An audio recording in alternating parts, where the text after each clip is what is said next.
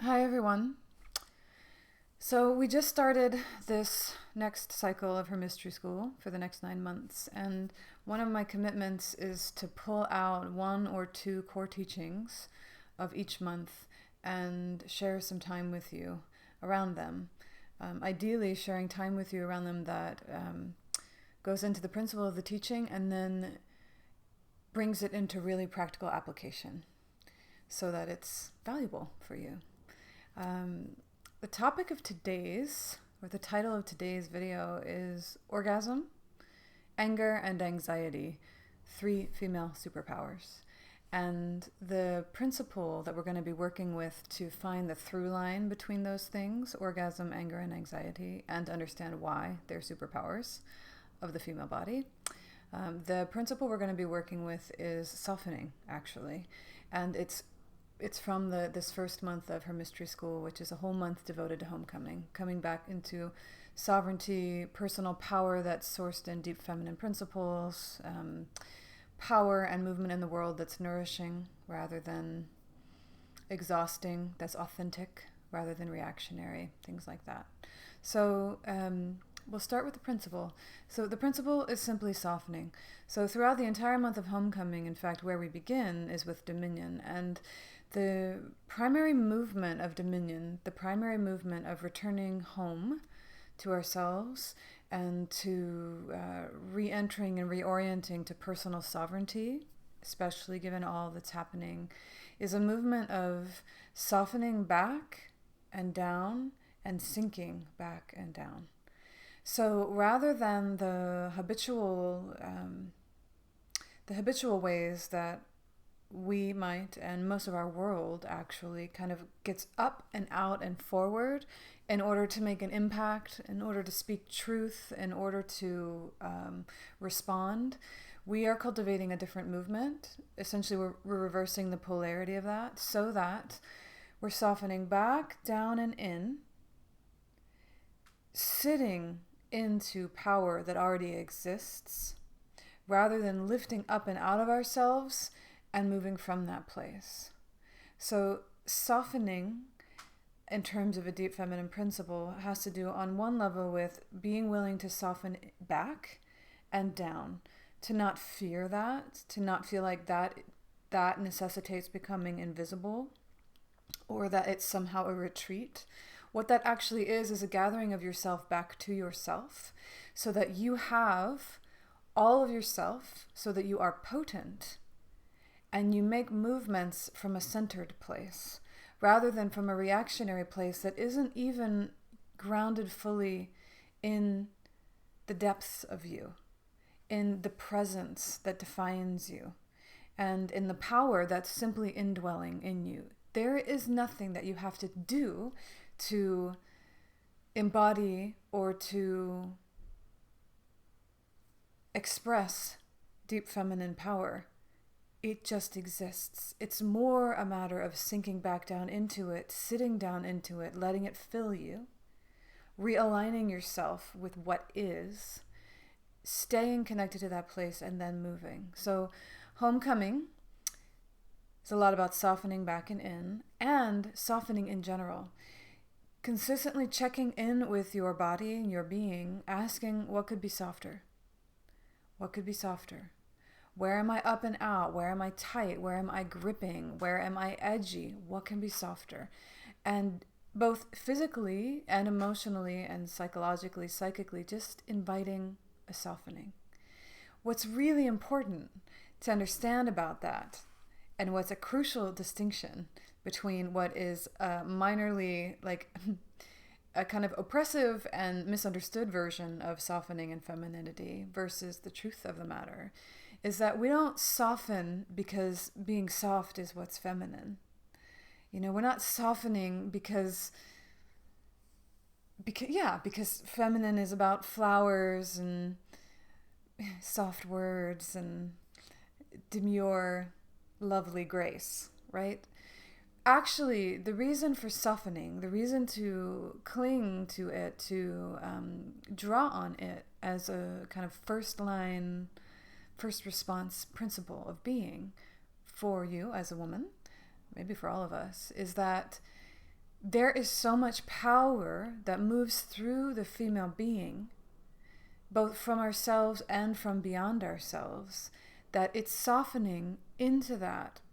It's softening that allows that power to move through us in a way that actually fills us, that actually can express fully without breaking us, burning us, constricting us, getting us into trouble, right? So we're just choosing, when you have a lot of rage come through, when you have a lot of anxiety and helpless fear start to move and take over, or even when you're in intense amounts of pleasure, what you might notice is that there can be a tendency to grip around that. It's like it's so much that there can be an unconscious holding back, holding in against that, and it'll show up as tension. It'll show up as constriction. It'll show up as control.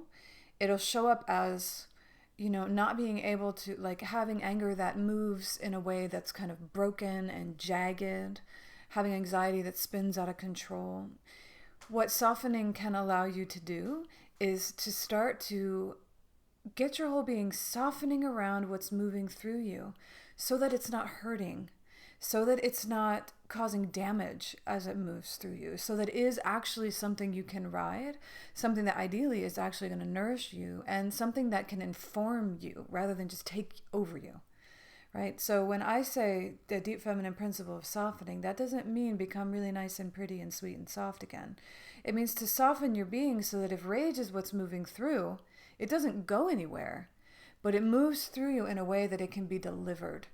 And not cause you more harm than what has already probably created the rage in the first place. And not cause harm coming out of you. Rage, for instance, is meant to effect change. It's meant to defend boundaries. It's meant to clarify the truth. However, if you are not riding the stallion of your rage, it's just going to run free. And it's why we're in this time when rage is just battling other rage and everything's tangled up.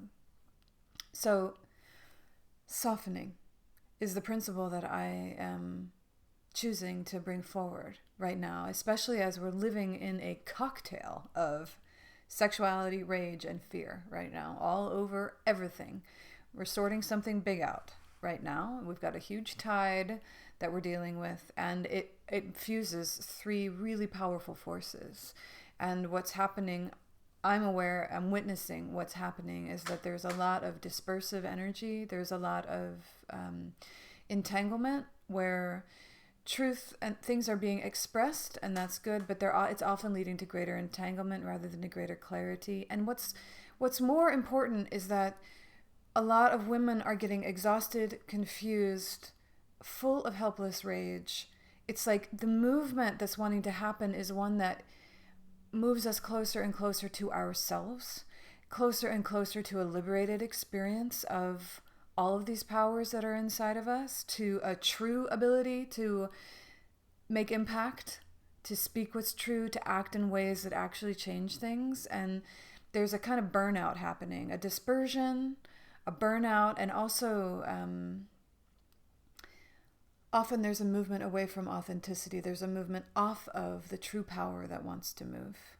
When we get into really opinionated discussions that don't go in anywhere, that, when we waste a lot of time trying to express truth to people who do not want to hear it and won't. It's like what softening can assist with, especially if you soften back and down and into yourself, is first of all, it will help you gather yourself back to yourself before you give expression to something that's moving through you, so that you are really with yourself. You are behind what you're saying. You are coherent. When you're coherent, when you're inside of yourself and not up and out, trying to make a point or trying to change something or trying to fix something or trying to be heard so hard, when you're down and inside of yourself and you deliver from that place, it makes an energetic impact. It's a reality. There's a different substance to it, and it's traveling with all of your power behind it. And power that's rooted in you, that's grounded in you, that is really difficult to negotiate with once it actually comes out. So the invitation my invitation is to look at softening as that, as a return to yourself, even in a moment before you're about to express yourself, or in a much more extended moment if you feel like you're spun out, or you're being called to speak a truth, or you're really disturbed and upset by everything that's going on, and there's so much rage and you don't know what to do with it, or there's so much anxiety and it's paralyzing you. And then we'll talk about orgasm as well. They're three very powerful forces, and if you soften around them, you are most likely to have impact, actually. And there's I don't think it's an uncommon thing to be moving against something that has felt disempowering, or that feels wrong or unjust or creates rage or anxiety. I don't think it's an uncommon thing to kind of want to go after it, to get carried away with what is felt, what's true, what's been inside for so long.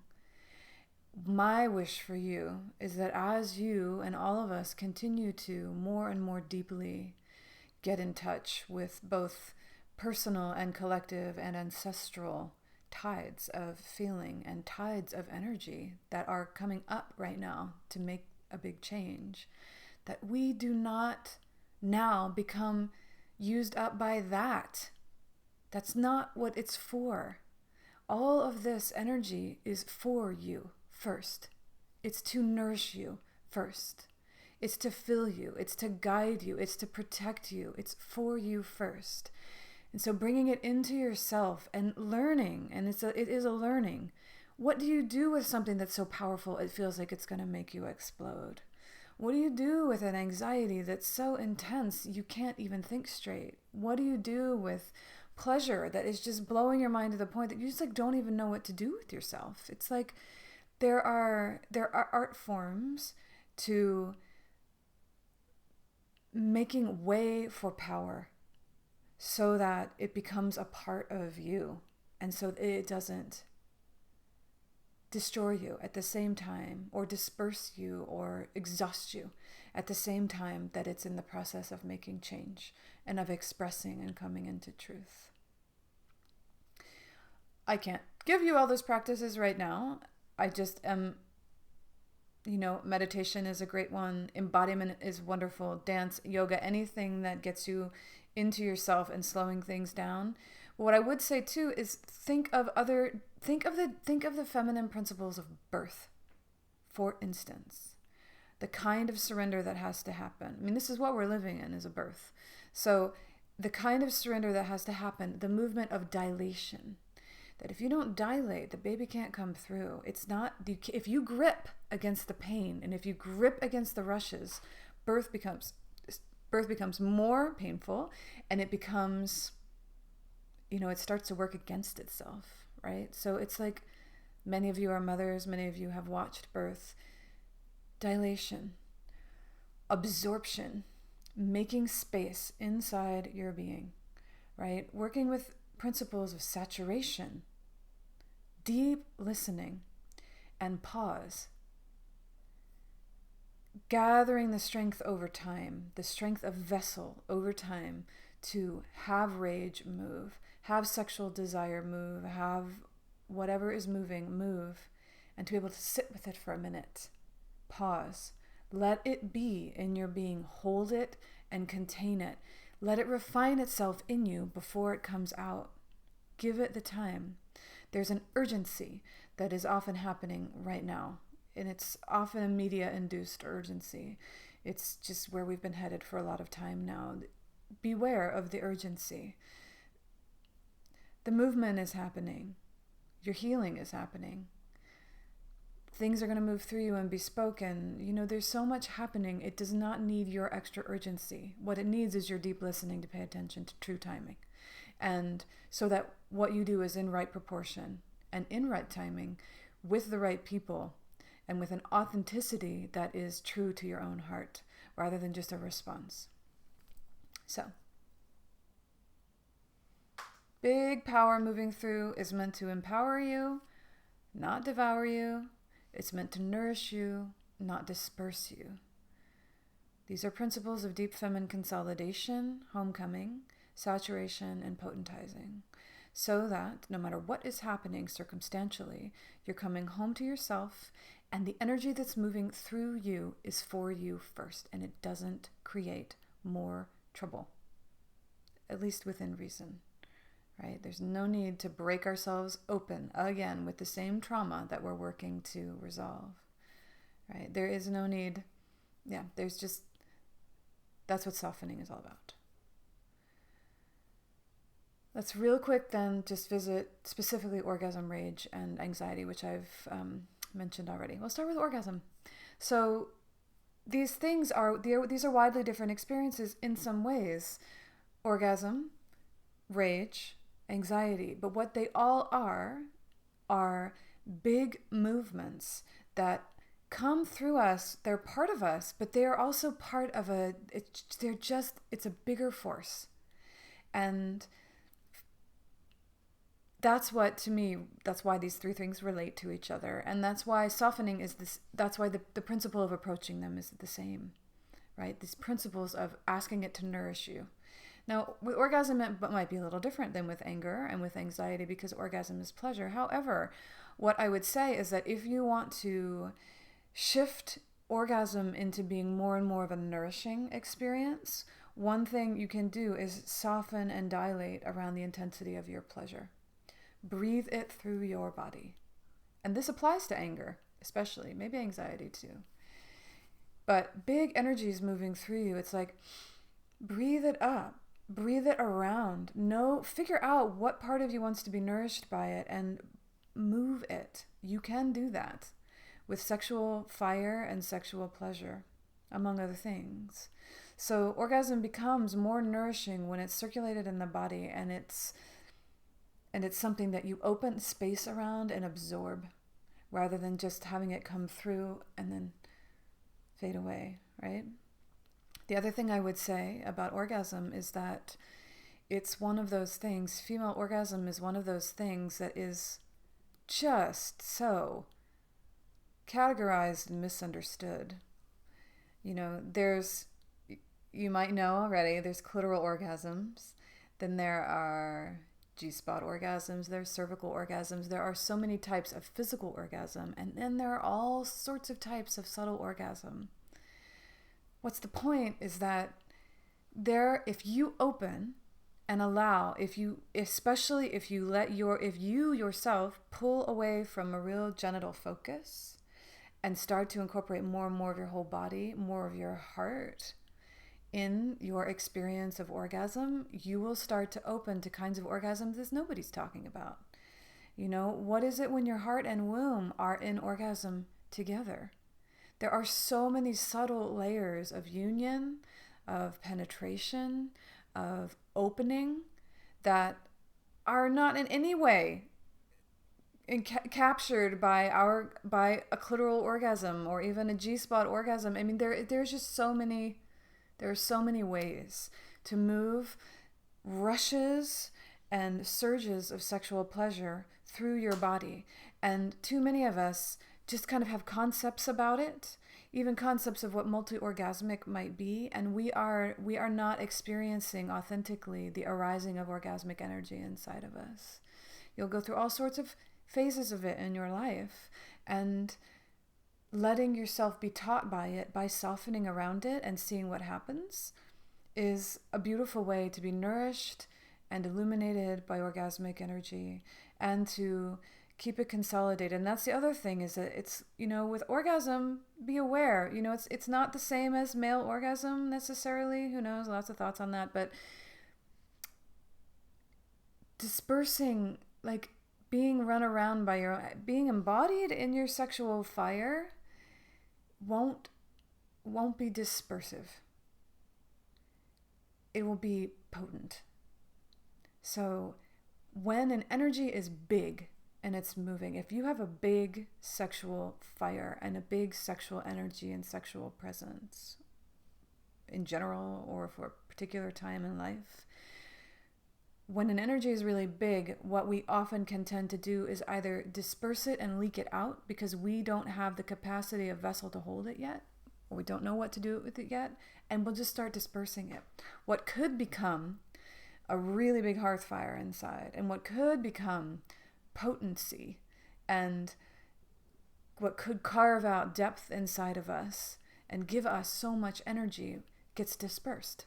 And that can happen a lot with sexual energy.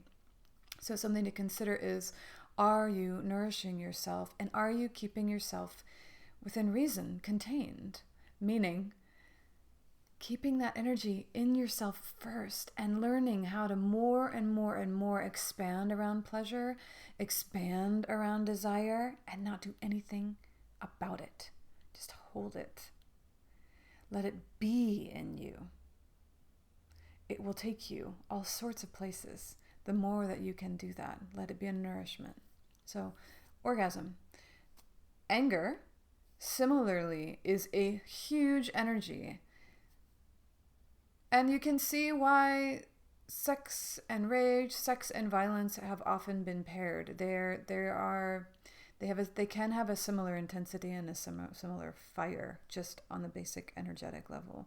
But anger is similar to orgasm in the way of being a very huge power that moves through. That unless you continue to cultivate the ability to hold it, to channel it, to refine it so that it's a sharp arrow and not just like an explosion, unless you do that, it's hard to hold it in. And it's hard to not just throw it all over the place and, just I'm not going to say that. It's hard not to disperse it because it's a big fire that is really a lot to hold. And it's the same with anger. If you can hold it, if you can bring it into your being as a source of nourishment and heat and clarifying, like a clarifying, tempering fire for your own being first, then where you move with it, you're going to hit your target. You're going to go to the right place in the right way to actually empower yourself and to actually make a change.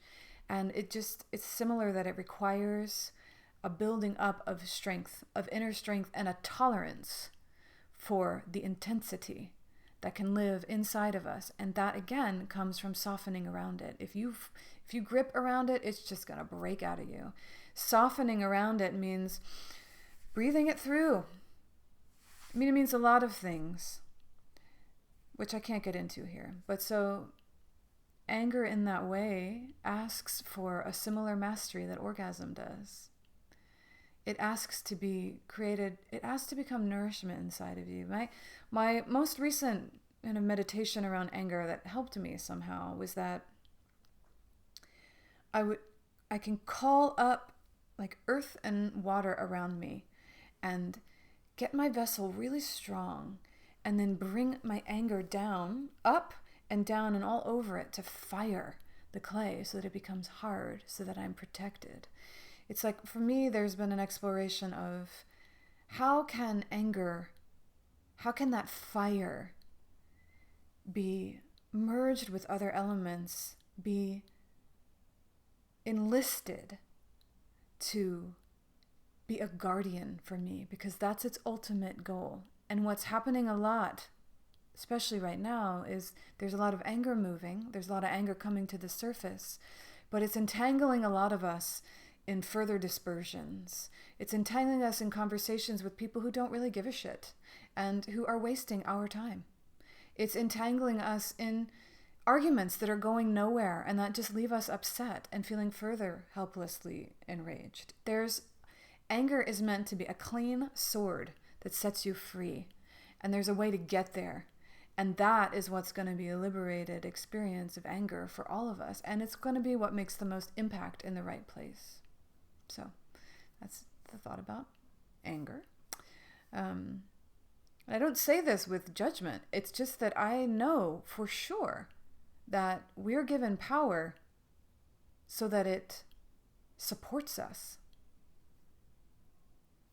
We are given the fire of anger. We are given the fear and the caution of anxiety, and we're given the pleasure and the beauty and the magnetic potency of sexuality for the good.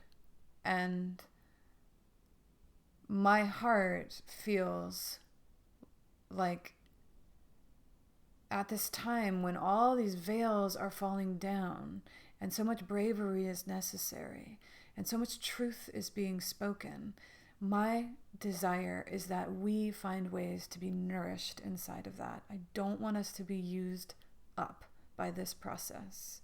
Too many of us have already been used up. Too many of us have already been, washed through and washed away in big movements. And I don't feel like that is necessary right now. I feel like we can ride this one. And we can ride it well. And we can remember some things that we may have forgotten that have to do with how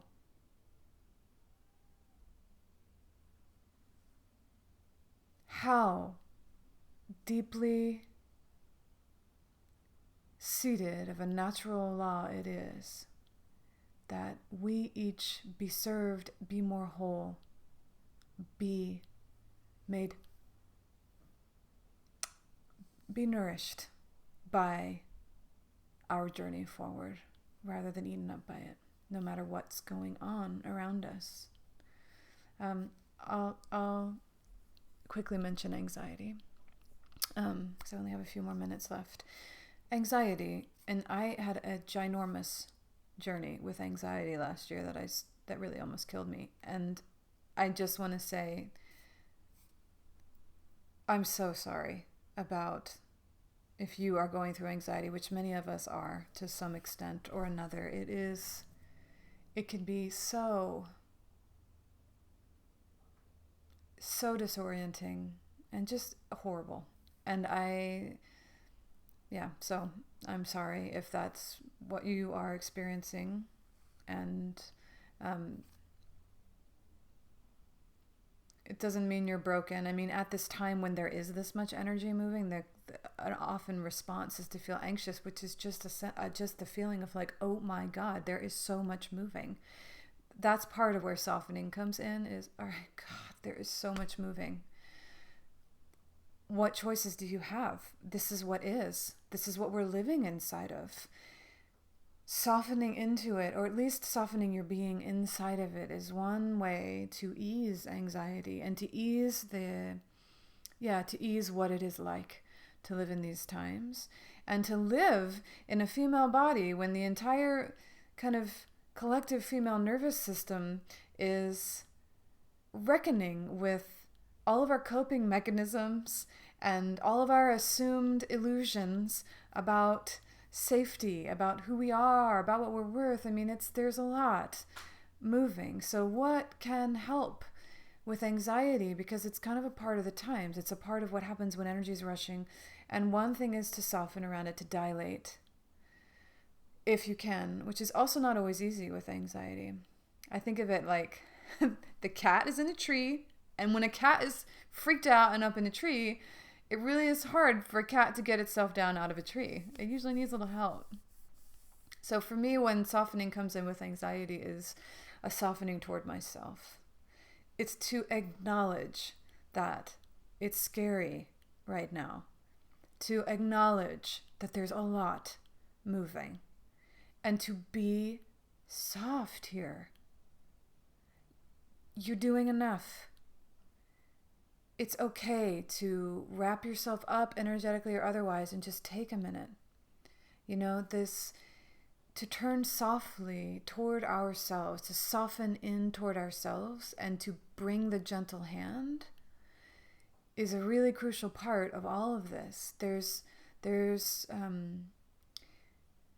the not enoughness thing and the I've always got to do more thing and anxiety itself, which tells you you're never safe until blah, blah, blah has happened. And then this has happened, it's like an endless thing. It's like with anxiety, a lot of times what it is just to really bring everything, all of yourself close in and just soften and just tend and take the time to do it.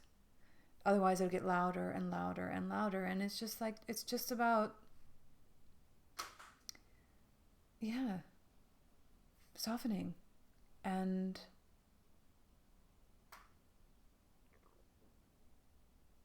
noticing where you're pushing, noticing where you feel pushed and feel the urgency, where you're being driven by what's happening either in your personal life or in this whole kind of cultural thing that we're in right now. And remember that you do not have to be driven by anything. You can choose to step out of that. It's hard. It's a challenge, but it's not a given. You get to decide for yourself what's in balance, what's in right relationship to your own deeper needs as you respond and be a part of whatever is unfolding around you. And what's important to realize about anxiety, anger is always has a guardian essence at the core of it. And that's why it's like it wants to protect us. And that's why it wants to wield a really clean sword, because every warrior knows that's how to do it, right? It wants to be in warrior stance, strong, here, not going anywhere, with yourself, so that it can actually be what it's meant to be, which is a protective force for you. Anxiety, always in its deepest nature, has a sacred need inside of it. It gets blown out of proportion maybe, and it gets a life of its own, and it gets running really fast. But if you listen deeply to your anxiety and you don't make her wrong and you just are gentle for a while, she'll tell you what your need is. And then it's up to you to start meeting that, finding different ways. And it could be all sorts of things. But if you listen deeply, anxiety isn't random. It can be excessive, especially if there's a lot of energy moving in and around you. But there is always a sacred need there. And when you start to meet the sacred need, it'll bring you closer and closer to yourself, and closer to something that will feel like actual power, and that will enable your anxiety to start to relax into you again. Let you come back into yourself. Anxiety will keep you kind of at the surface of yourself. It's a hypervigilance. A very understandable hypervigilance, but that's what it is, and it disperses again. You're looking for the movement of coming home into a saturated, contained, more consolidated place. So anxiety, as you just beckon that in, just come closer and closer and closer to yourself. That's often the cure for anxiety. It's just don't be so far out here. And once you're really far out here, it'll seem like you have to stay out there and fix everything that's out there because you're freaked out. Just, if you can, remember, soften, back, down, in, come in, sink down. So that's my offering. Those are some of my thoughts from our month of homecoming, where one of the principles we focus on is softening back, down, and in as your first choice.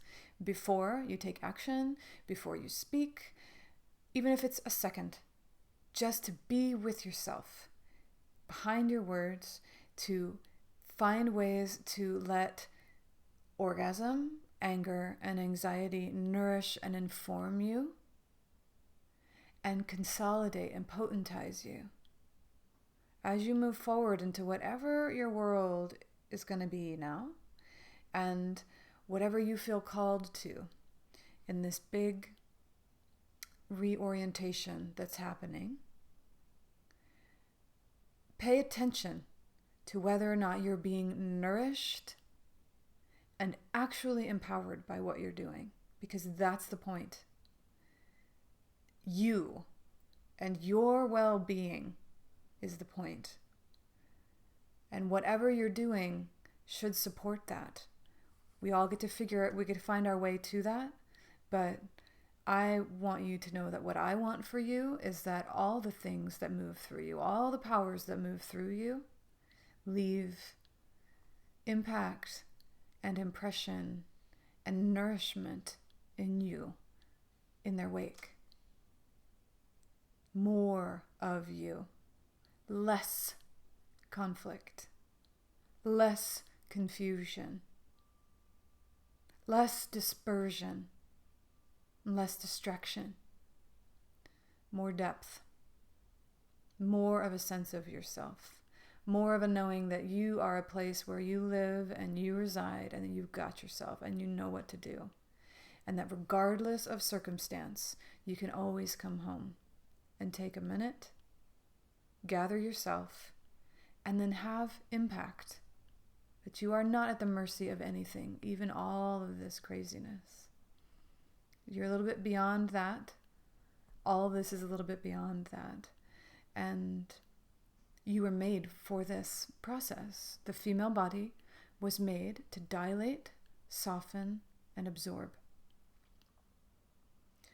If you utilize those principles, which are innate to you, it's going to be you're going to be in alignment with how you were created to be while we go through this remembrance process. So, those are some of my thoughts. Thank you for sharing this time with me. I send you so much love, and I hope you have some fun exploring orgasm and anger and anxiety in a way, and softening around those things, and just see what is true for you. Okay, blessed be.